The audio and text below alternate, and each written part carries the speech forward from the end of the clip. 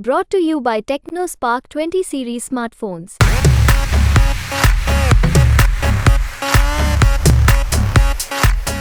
देखिए, निश्चित रूप से लोकतंत्र का पर्व है और लोग इसको हर्षोल्लास के साथ मनाएं। मेरी दिल्ली के लोगों से अपील है कि ज़्यादा से ज़्यादा संख्या में बाहर निकल के वोट डालें।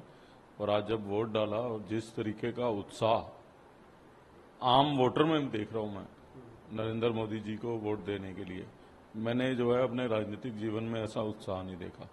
और निश्चित रूप से जो है देश की मजबूती के लिए, देश के को आगे बढ़ाने के लिए लोग वोट डाल रहे हैं। तो लोग उत्साह और त्योहार की तरह इस वोट को डाल रहे हैं और इसमें अब कोई शक रह नहीं गया कि नरेंद्र मोदी जी दोबारा से इस देश के प्रधानमंत्री बनके इस देश को नई ऊंचाइयों पे लेके जाएंगे। क्योंकि सर दिल्ली की राजनीति में अगर हम दिल्ली के मुद्दों की ही बात करें तो क्या आपको लगता है कि किन मुद्दों पर जो वोट देखिए दिल्ली के अंदर तो बहुत सारे मुद्दे हैं। आज दिल्ली की सरकार जिस तरीके से भ्रष्टाचार में लिप्त है, मुख्यमंत्री जी के निवास पे महिलाओं के साथ अपमान हो रहा है। और मैं समझता हूं कि जिस तरीके की राजनीति दिल्ली में हो रही है कि लेफ्टिनेंट गवर्नर जैसे कॉन्स्टिट्यूशनल पद के ऊपर भी जो है आरोप लगाने से पहले ये लोग सोचते नहीं है। संवैधानिक पदों की मर्यादा तो कम से कम लोकतंत्र में रहनी चाहिए, चाहे वो राष्ट्रपति का पद हो, चाहे वो लेफ्टिनेंट गवर्नर का पद हो।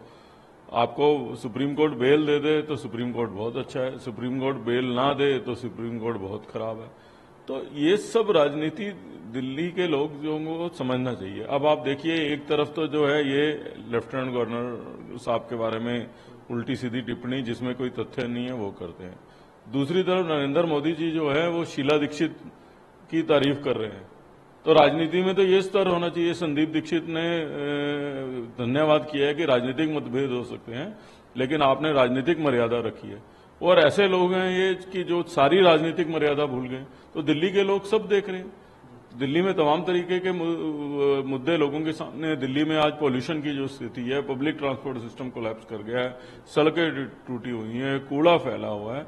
तो दिल्ली के लोग जो है वो तो निश्चित रूप से दिल्ली के लोग जो है वो किसके साथ जाएंगे, ये तो स्वाभाविक है। जो लोग काम कर रहे हैं, हाईवेज हैं, आज देश मजबूत हो रहा है, देश नई ऊंचाइयों में जा रहा है और एक ठोस नीति है आगे बढ़ने की।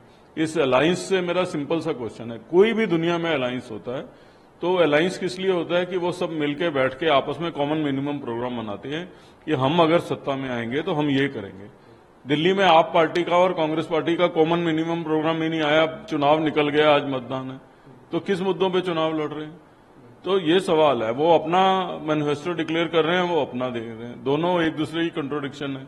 ये कह रहे हैं कि जी इंडिया की सरकार, इंडी की सरकार आ गई तो जो है हम लोग फुल स्टेटहुड ले आएंगे। तो फुल स्टेटहुड की कांग्रेस तो बात कर नहीं रही है।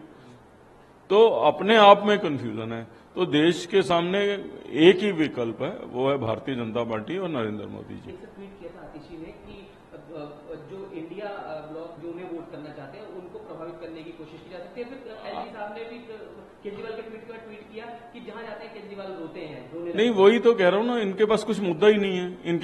जिनके पास इस बात का समय नहीं है कि दोनों अलायंस पार्टनर बैठ के अपना कॉमन मिनिमम प्रोग्राम बना दें कि हम दिल्ली के लिए ये करेंगे। जब वही बनाने की फुर्सत नहीं है तो आज से तो अभी ये रोना शुरू किया कि इंडिया ब्लॉक के, अभी तो पोलिंग ही शुरू हुई है, पहले से ही रोना शुरू कर दिया। कल रात को ही रो लिया कि जहां इंडिया ब्लॉक के हैं वहां वोट नहीं डलने देंगे। तुम्हें कैसे पता नहीं डलने देंगे? अभी कल के बाद ये ईवीएम को रोएंगे, 4 तारीख को ये ईवीएम को रोएंगे।